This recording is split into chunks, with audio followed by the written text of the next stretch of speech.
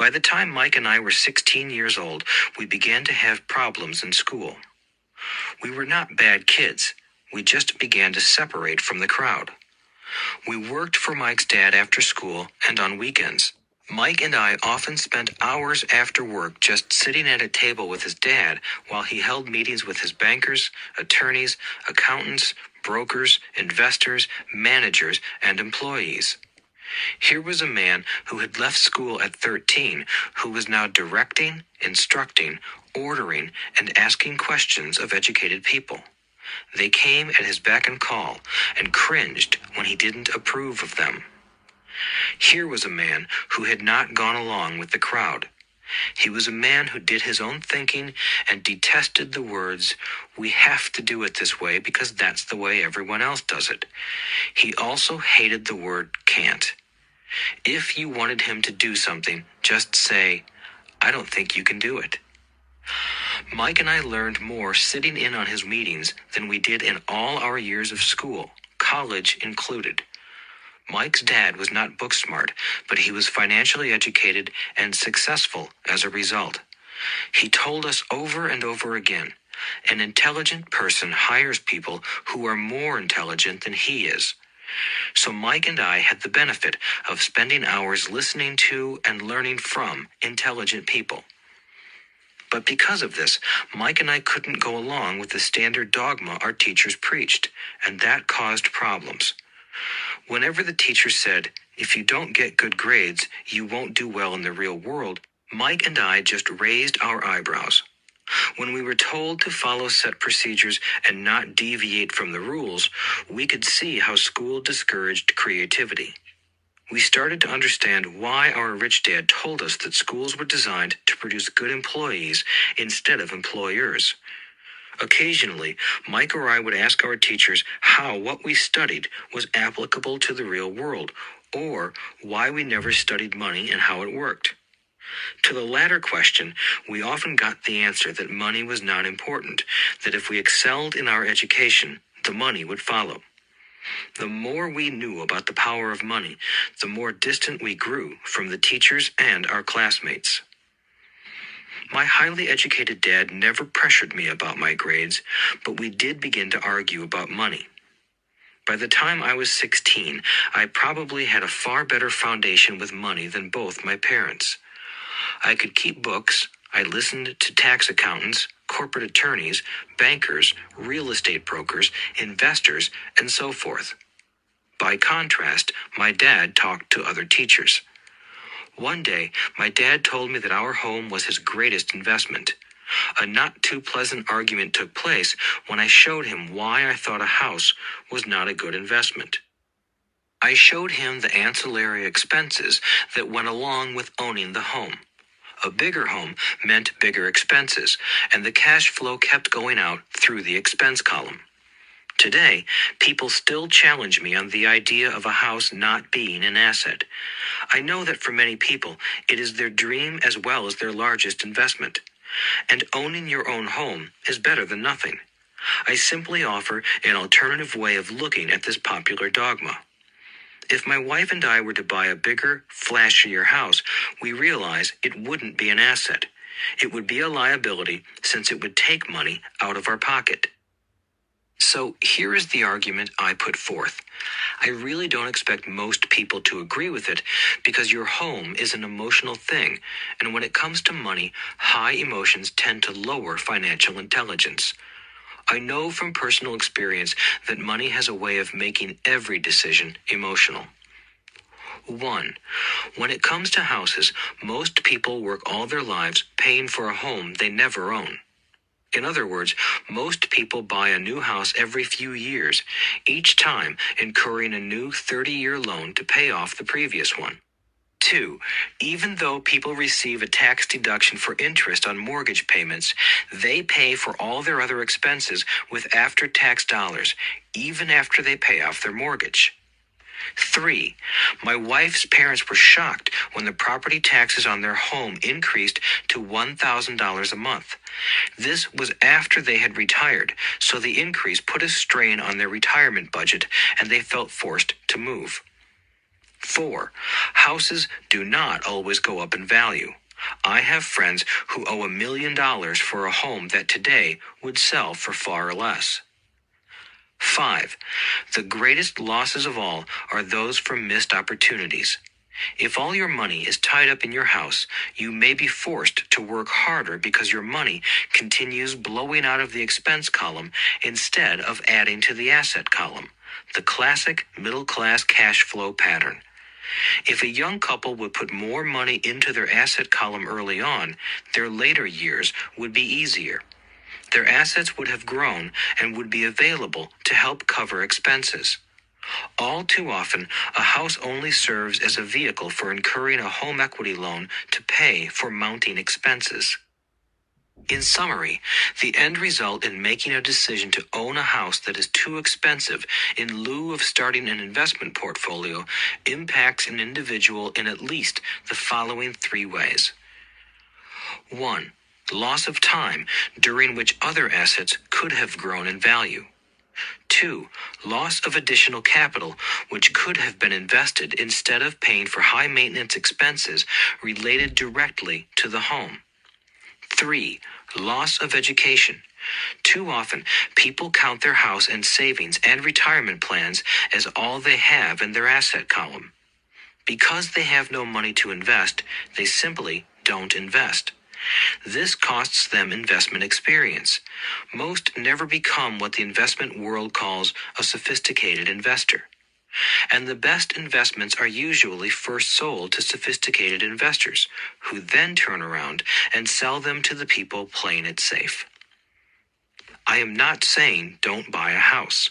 What I'm saying is that you should understand the difference between an asset and a liability. When I want a bigger house, I first buy assets that will generate the cash flow to pay for the house. My educated dad's personal financial statement best demonstrates the life of someone caught in the rat race. His expenses match his income, never allowing him enough left over to invest in assets. As a result, his liabilities are larger than his assets. Why the rich get richer. A review of my rich dad's financial statement shows why the rich get richer. The asset column generates more than enough income to cover expenses, with the balance reinvested into the asset column. The asset column continues to grow, and therefore, the income it produces grows with it. The result is that the rich get richer. Why the middle class struggle. The middle class finds itself in a constant state of financial struggle. Their primary income is through their salary. As their wages increase, so do their taxes. Their expenses tend to increase in proportion to their salary increase, hence the phrase, the rat race. They treat their home as their primary asset instead of investing in income-producing assets. This pattern of treating your home as an investment and the philosophy that a pay raise means you can buy a larger home or spend more is the foundation of today's debt-ridden society. Increased spending throws families into greater debt and into more financial uncertainty, even though they may be advancing in their jobs and receiving raises on a regular basis. This is high-risk living caused by weak financial education. The massive loss of jobs in recent times proves how shaky the middle class really is financially. Company pension plans are being replaced by 401k plans. Social Security is obviously in trouble and can't be relied upon as a source for retirement. Panic has set in for the middle class. Today, mutual funds are popular because they supposedly represent safety. Average mutual fund buyers are too busy working to pay taxes and mortgages, save for their children's college, and pay off credit cards. They do not have time to study investing, so they rely on the expertise of the manager of a mutual fund. Also, because the mutual fund includes many different types of investments, they feel their money is safer because it is diversified. This educated middle class subscribes to the dogma put out by mutual fund brokers and financial planners. Play it safe, avoid risk. The real tragedy is that the lack of early financial education is what creates the risk faced by average middle-class people. The reason they have to play it safe is because their financial positions are tenuous at best. Their balance sheets are not balanced. Instead, they are loaded with liabilities and have no real assets that generate income. Typically, their only source of income is their paycheck. Their livelihood becomes entirely dependent on their employer. So when genuine deals of a lifetime come along, these people can't take advantage of them because they are working so hard, are taxed to the max, and are loaded with debt. As I said at the start of this section, the most important rule is to know the difference between an asset and a liability. Once you understand the difference, concentrate your efforts on buying income-generating assets. That's the best way to get started on a path to becoming rich. Keep doing that, and your asset column will grow. Keep liabilities and expenses down so more money is available to continue pouring into the asset column. Soon, the asset base will be so deep that you can afford to look at more speculative investments. Investments that may have returns of 100% to infinity. $5,000 investments that are soon turned into $1 million or more. Investments that the middle class calls too risky. The investment is not risky for the financially literate.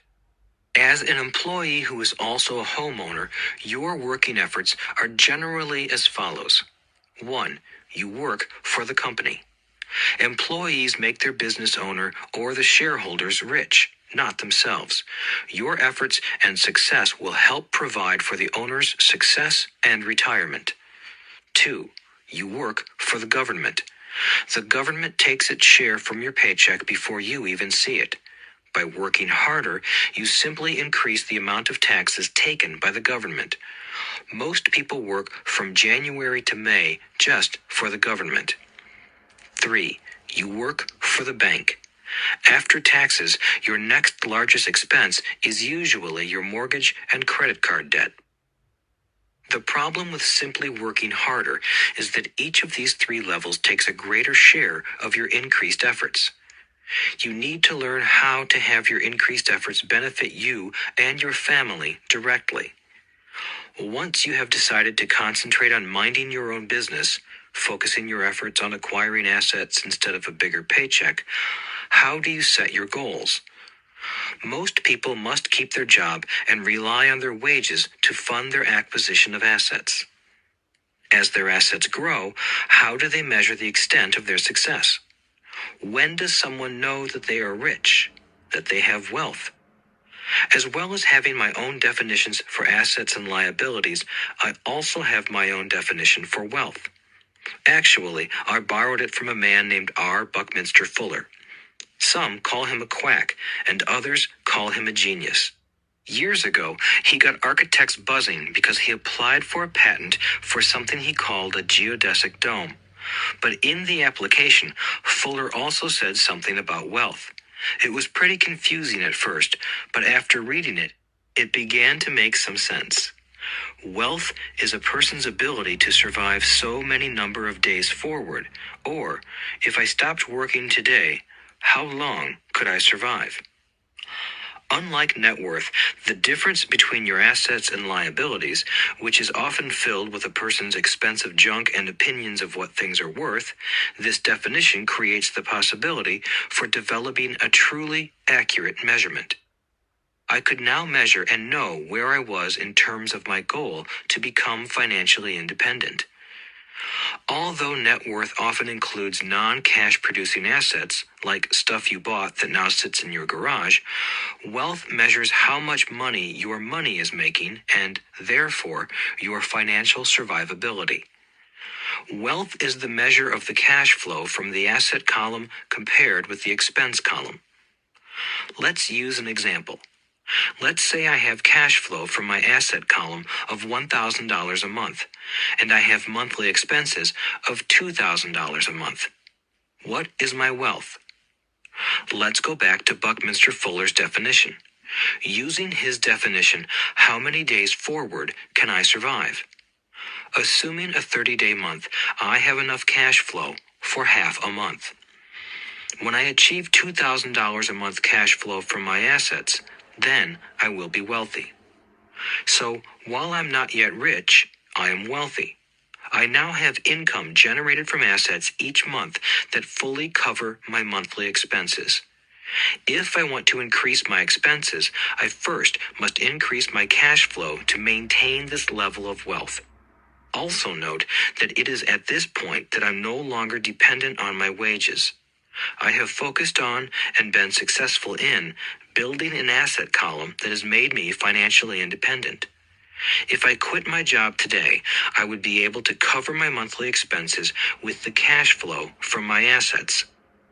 My next goal would be to have the excess cash flow from my assets reinvested into the asset column. The more money that goes into my asset column, the more my asset column grows. The more my assets grow, the more my cash flow grows. And as long as I keep my expenses less than the cash flow from these assets, I grow richer with more and more income from sources other than my physical labor. As this reinvestment process continues, I am well on my way to becoming rich. Just remember this simple observation. The rich buy assets. The poor only have expenses. The middle class buy liabilities they think are assets. So how do I start minding my own business? What is the answer? Listen to the founder of McDonald's in the next chapter. Chapter 3. Lesson 3. Mind your own business. The rich focus on their asset columns while everyone else focuses on their income statements. In 1974, Ray Kroc, the founder of McDonald's, was asked to speak to the MBA class at the University of Texas at Austin. A friend of mine was a student in that MBA class. After a powerful and inspiring talk, the class adjourned and the students asked Ray if he would join them at their favorite hangout to have a few beers. Ray graciously accepted. "What business am I in?" Ray asked once the group had all their beers in hand. Everyone laughed, my friend said. Most of the MBA students thought Ray was just fooling around. No one answered, so Ray asked again. "What business do you think I'm in?" The students laughed again, and finally one brave soul yelled out, "Ray, who in the world doesn't know that you're in the hamburger business?" Ray chuckled. "That's what I thought you would say." He paused and then quickly added, "Ladies and gentlemen, I'm not in the hamburger business. My business is real estate." As my friend tells the story, Ray spent a good amount of time explaining his viewpoint. In his business plan, Ray knew that the primary business focus was to sell hamburger franchises, but what he never lost sight of was the location of each franchise. He knew that the land and its location were the most significant factors in the success of each franchise. Basically, the person who bought the franchise was also buying the real estate under the franchise for Ray Kroc's organization. Today, McDonald's is the largest single owner of real estate in the world, owning even more than the Catholic Church. McDonald's owns some of the most valuable intersections and street corners in America and around the globe. My friend considers this as one of the most important lessons in his life.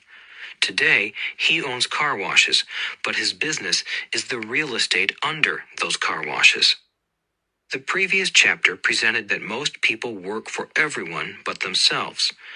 They work first for the owners of the company, then for the government through taxes, and finally for the bank that owns their mortgage. When I was a young boy, we did not have a McDonald's nearby. Yet my rich dad was responsible for teaching Mike and me the same lesson that Ray Kroc talked about at the University of Texas. It is secret number 3 of the rich. The secret is mind your own business. Financial struggle is often directly the result of people working all their lives for someone else. Many people will simply have nothing at the end of their working days to show for their efforts. Our current educational system focuses on preparing today's youth to get good jobs by developing scholastic skills. Their lives will revolve around their wages or, as described earlier, their income column. Many will study further to become engineers, scientists, cooks, police officers, artists, writers, and so on. These professional skills allow them to enter the workforce and work for money. But there is a big difference between your profession and your business. Often I ask people, "What is your business?" And they will say, "Oh, I'm a banker." Then I ask them if they own the bank, and they usually respond, "No, I work there." In that instance, they have confused their profession with their business. Their profession may be a banker, but they still need their own business. A problem with school is that you often become what you study. So if you study cooking, you become a chef. If you study the law, you become an attorney. And a study of auto mechanics makes you a mechanic. The mistake in becoming what you study is that too many people forget to mind their own business. They spend their lives minding someone else's business and making that person rich. To become financially secure, a person needs to mind their own business. Your business revolves around your asset column, not your income column. As stated earlier, the number one rule is to know the difference between an asset and a liability and to buy assets. The rich focus on their asset columns, while everyone else focuses on their income statements.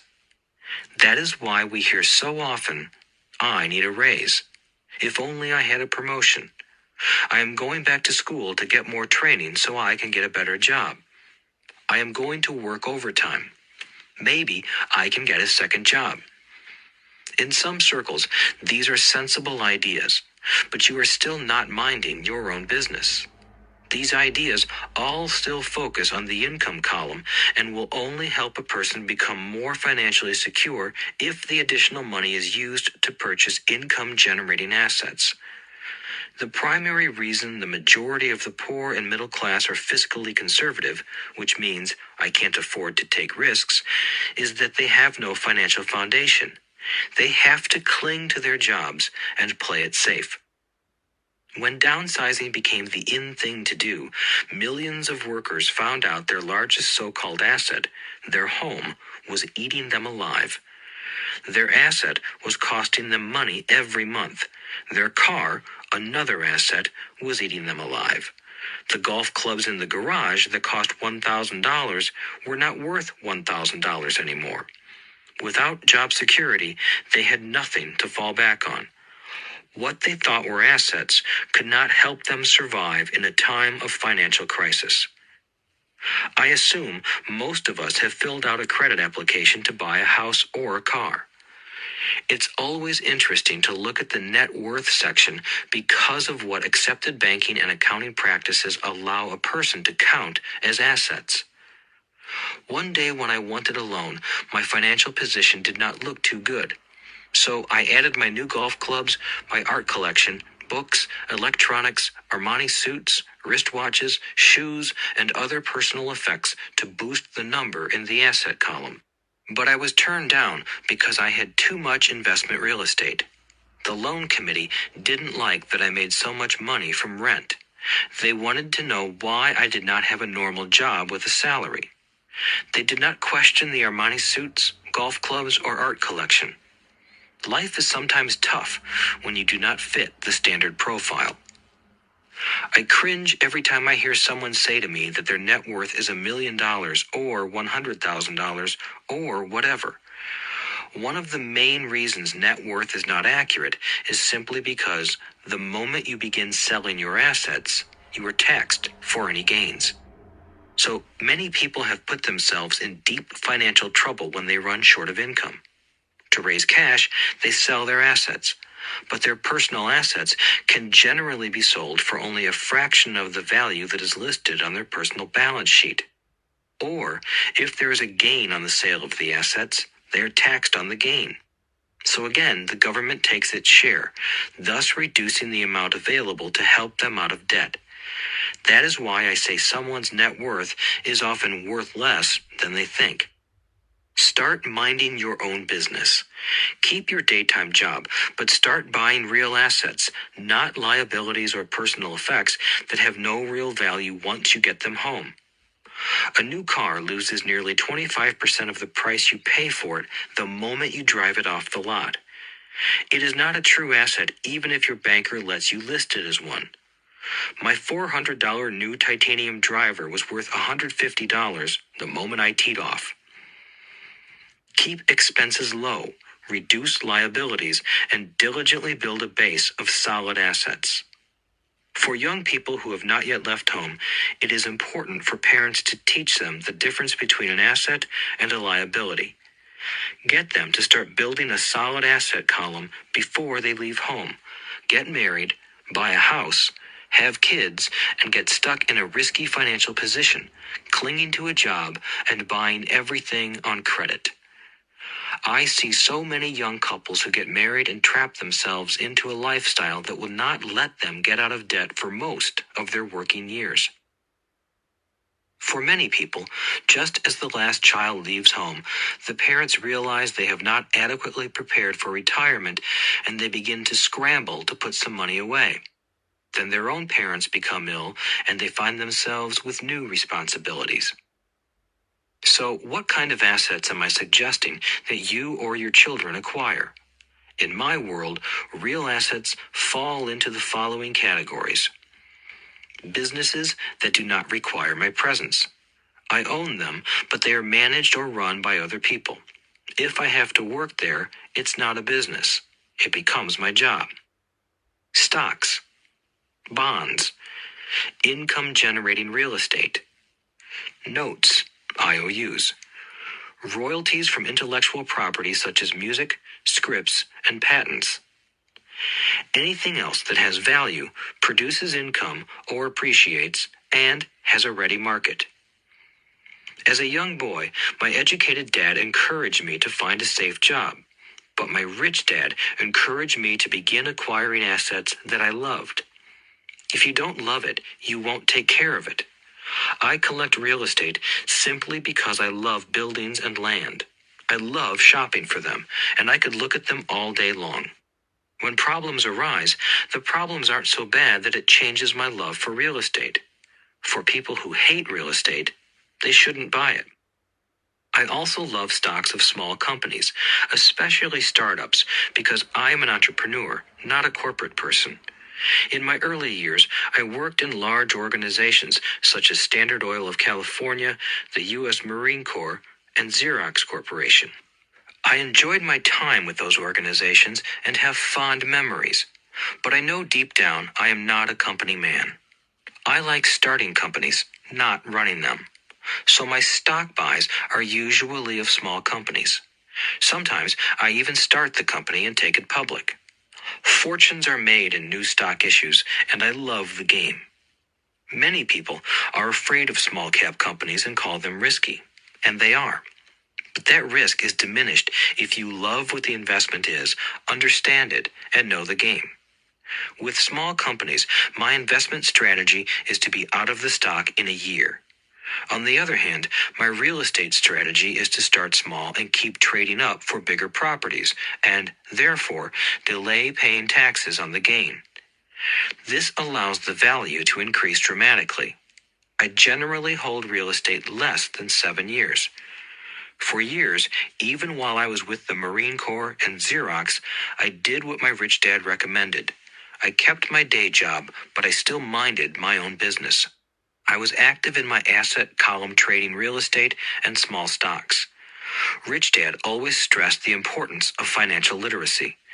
The better I was at understanding the accounting and cash management, the better I would be at analyzing investments and eventually starting and building my own company. I don't encourage anyone to start a company unless they really want to. Knowing what I know about running a company, I wouldn't wish that task on anyone. There are times when people can't find employment and starting a company seems like the best solution. But the odds are against success. 9 out of 10 companies fail in 5 years. Of those that survive the first 5 years, 9 out of every 10 of those eventually fail as well. So only if you really have the desire to own your own company do I recommend it. Otherwise, keep your day job and mind your own business. When I say mind your own business, I mean to build and keep your asset column strong. Once a dollar goes into it, never let it come out. Think of it this way. Once a dollar goes into your asset column, it becomes your employee. The best thing about money is that it works 24 hours a day and can work for generations. Keep your day job, be a great hardworking employee, but keep building that asset column. As your cash flow grows, you can indulge in some luxuries. An important distinction is that rich people buy luxuries last, while the poor and middle class tend to buy luxuries first. The poor and the middle class often buy luxury items like big houses, diamonds, furs, jewelry, or boats because they want to look rich. They look rich, but in reality they just get deeper in debt on credit. The old money people, the long-term rich, build their asset column first. Then the income generated from the asset column buys their luxuries. The poor and middle class buy luxuries with their own sweat, blood, and children's inheritance. A true luxury is a reward for investing in and developing a real asset. For example, when my wife Kim and I had extra money coming from our apartment houses, she went out and bought her Mercedes. It didn't take any extra work or risk on her part because the apartment house bought the car. She did, however, have to wait 4 years while the real estate investment portfolio grew and began generating enough extra cash flow to pay for the car. But the luxury, the Mercedes, was a true reward because she proved she knew how to grow her asset column. That car now means a lot more to her than simply another pretty car. It means she used her financial intelligence to afford it. Instead, most people impulsively go out and buy a new car or some other luxury on credit. They may feel bored and just want a new toy. Buying a luxury on credit often causes a person to eventually resent that luxury because the debt becomes a financial burden. After you've taken the time and invested in and built your own business, you are now ready to learn the biggest secret of the rich, the secret that puts the rich way ahead of the pack. Chapter 4, Lesson 4, The History of Taxes and the Power of Corporations. My rich dad just played the game smart, and he did it through corporations. The biggest secret of the rich. I remember in school being told the story of Robin Hood and his merry men. My teacher thought it was a wonderful story of a romantic hero who robbed from the rich and gave to the poor. My rich dad did not see Robin Hood as a hero. He called Robin Hood a crook. Robin Hood may be long gone, but his followers live on. I often still hear people say, "Why don't the rich pay for it?" Or, "The rich should pay more in taxes and give it to the poor." It is this Robin Hood fantasy, or taking from the rich to give to the poor, that has caused the most pain for the poor and the middle class. The reason the middle class is so heavily taxed is because of the Robin Hood ideal. The reality is that the rich are not taxed. It's the middle class who pays for the poor, especially the educated, upper-income middle class. Again, to understand fully how things happen, we need to look at the history of taxes.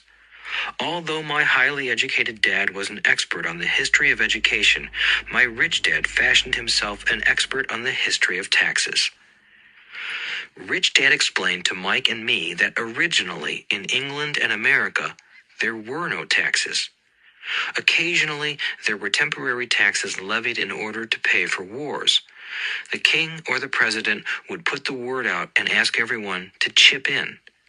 Taxes were levied in Britain for the fight against Napoleon from 1799 to 1816, and in America to pay for the Civil War from 1861 to 1865. In 1874, England made income tax a permanent levy on its citizens. In 1913, an income tax became permanent in the United States with the adoption of the 16th Amendment to the U.S. Constitution. At one time, Americans were anti-tax. It had been the tax on tea that led to the famous Tea Party in Boston Harbor, an incident that helped ignite the Revolutionary War. It took approximately 50 years in both England and the United States to sell the idea of a regular income tax. What these historical dates fail to reveal is that both of these taxes were initially levied against only the rich. It was this point that Rich Dad wanted Mike and me to understand. He explained that the idea of taxes was made popular and accepted by the majority by telling the poor and the middle class that taxes were created only to punish the rich. This is how the masses voted for the law, and it became constitutionally legal. Although it was intended to punish the rich, in reality it wound up punishing the very people who voted for it, the poor and middle class. Once government got a taste of money, its appetite grew, said Rich Dad. Your dad and I are exactly opposite. He's a government bureaucrat, and I am a capitalist. We get paid, and our success is measured on opposite behaviors. He gets paid to spend money and hire people. The more he spends and the more people he hires, the larger his organization becomes. In the government, a large organization is a respected organization. On the other hand, within my organization, the fewer people I hire and the less money I spend, the more I am respected by my investors. That's why I don't like government people. They have different objectives than most business people. As the government grows, more and more tax dollars are needed to support it. My educated dad sincerely believed that government should help people. He loved John F. Kennedy and especially the idea of the Peace Corps. He loved the idea so much that both he and my mom worked for the Peace Corps, training volunteers to go to Malaysia, Thailand, and the Philippines. He always strived for additional grants and budget increases so he could hire more people, both in his job with the Education Department and in the Peace Corps.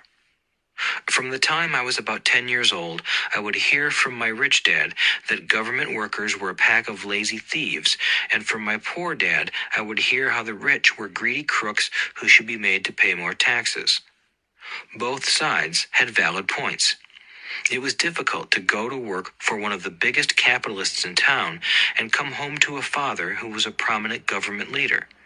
It was not easy to know which dad to believe. Yet, when you study the history of taxes, an interesting perspective emerges. As I said, the passage of taxes was only possible because the masses believed in the Robin Hood theory of economics. Take from the rich and give to everyone else. The problem was that the government's appetite for money was so great that taxes soon needed to be levied on the middle class, and from there it kept trickling down. However, the rich saw an opportunity because they don't play by the same set of rules. The rich knew about corporations, which became popular in the days of sailing ships. The rich created the corporation as a vehicle to limit their risk to the assets of each voyage. The rich put their money into a corporation to finance the voyage. The corporation would then hire a crew to sail to the New World to look for treasure. If the ship was lost, the crew lost their lives, but the loss to the rich would be limited only to the money they invested for that particular voyage. It is the knowledge of the legal corporate structure that really gives the rich a vast advantage over the poor and middle class. Having two fathers teaching me, one a socialist and the other a capitalist, I quickly began to realize that the philosophy of the capitalist made more financial sense to me. It seemed to me that the socialists ultimately penalized themselves due to their lack of financial education. No matter what the take from the rich crowd came up with, the rich always found a way to outsmart them. That is how taxes were eventually levied on the middle class. The rich outsmarted the intellectuals solely because they understood the power of money, a subject not taught in schools. How did the rich outsmart the intellectuals? Once the take from the rich tax was passed, cash started flowing into government coffers. Initially, people were happy. Money was handed out to government workers and the rich. It went to government workers in the form of jobs and pensions, and it went to the rich via their factories receiving government contracts. The government received a large pool of money, but the problem was the fiscal management of that money. The government ideal is to avoid having excess money. If you fail to spend your allotted funds, you risk losing it in the next budget. You would certainly not be recognized for being efficient. Business people, on the other hand, are rewarded for having excess money and are applauded for their efficiency. As this cycle of growing government spending continued, the demand for money increased, and the tax the rich idea was adjusted to include lower income levels down to the very people who voted it in, the poor and the middle class. True capitalists used their financial knowledge to simply find an escape. They headed back to the protection of a corporation. But what many people who have never formed a corporation don't know is that a corporation is not really a thing. A corporation is merely a file folder with some legal documents in it, sitting in some attorney's office and registered with a state government agency. It's not a big building or a factory or a group of people. A corporation is merely a legal document that creates a legal body without a soul. Using it, the wealth of the rich was once again protected. It was popular because the income tax rate of a corporation is less than the individual income tax rates. In addition, certain expenses could be paid by a corporation with pre-tax dollars. This war between the haves and have-nots has raged for hundreds of years. The battle is waged whenever and wherever laws are made, and it will go on forever. The problem is that the people who lose are the uninformed, the ones who get up every day and diligently go to work and pay taxes. If they only understood the way the rich play the game, they could play it too. Then they would be on their way to their own financial independence. This is why I cringe every time I hear a parent advise their children to go to school so they can find a safe, secure job. An employee with a safe, secure job without financial aptitude has no escape. Average Americans today work 5 to 6 months for the government just to cover their taxes. In my opinion, that is simply too long. The harder you work, the more you pay the government. That is why I believe that the idea of take from the rich backfired on the very people who voted it in. Every time people try to punish the rich don't simply comply. They react. They have the money, power, and intent to change things. They don't just sit there and voluntarily pay more taxes.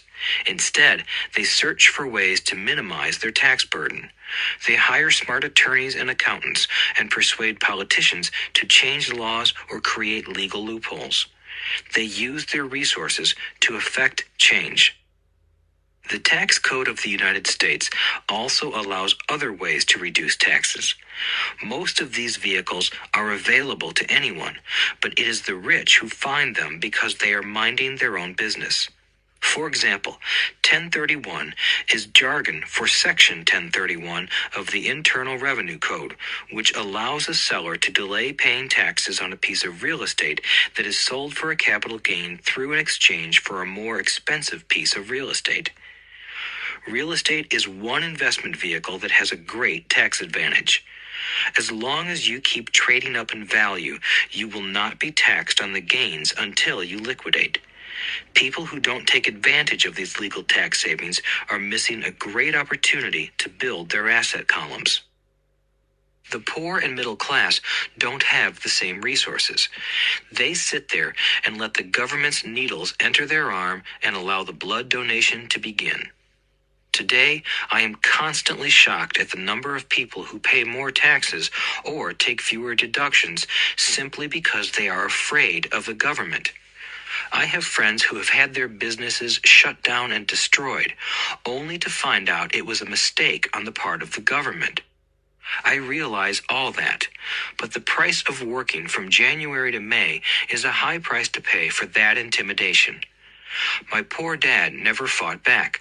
My rich dad didn't either. He just played the game smarter, and he did it through corporations, the biggest secret of the rich.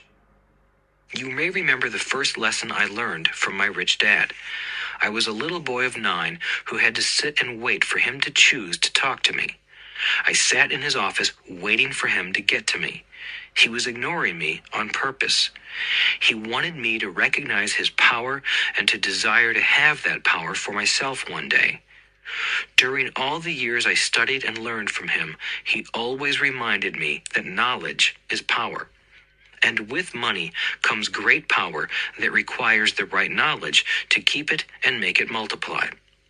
Without that knowledge, the world pushes you around. Rich Dad constantly reminded Mike and me that the biggest bully was not the boss or the supervisor, but the tax man.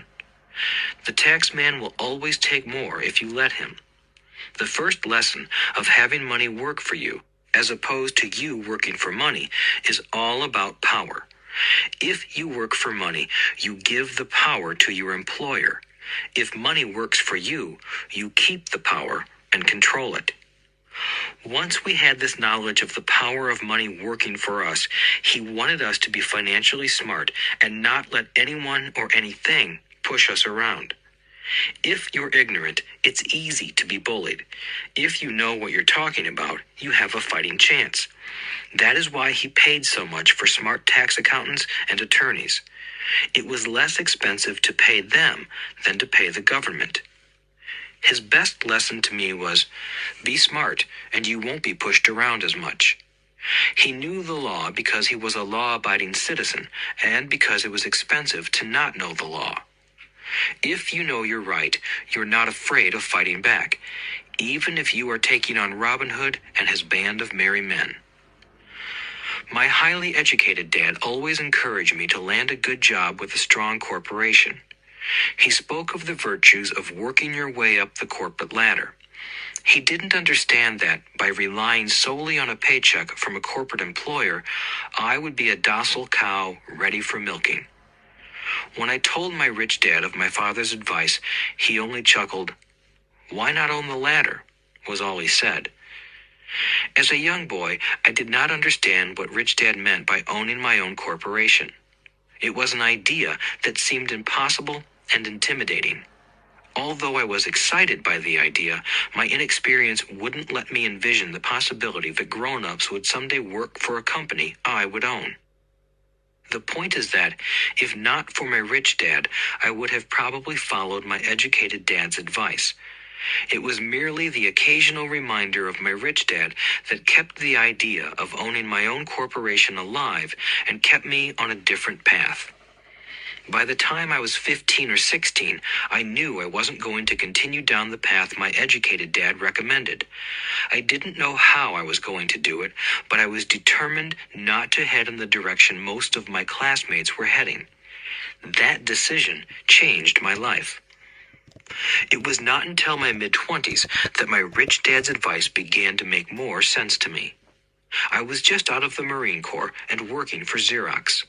I was making a lot of money, but every time I looked at my paycheck, I was disappointed.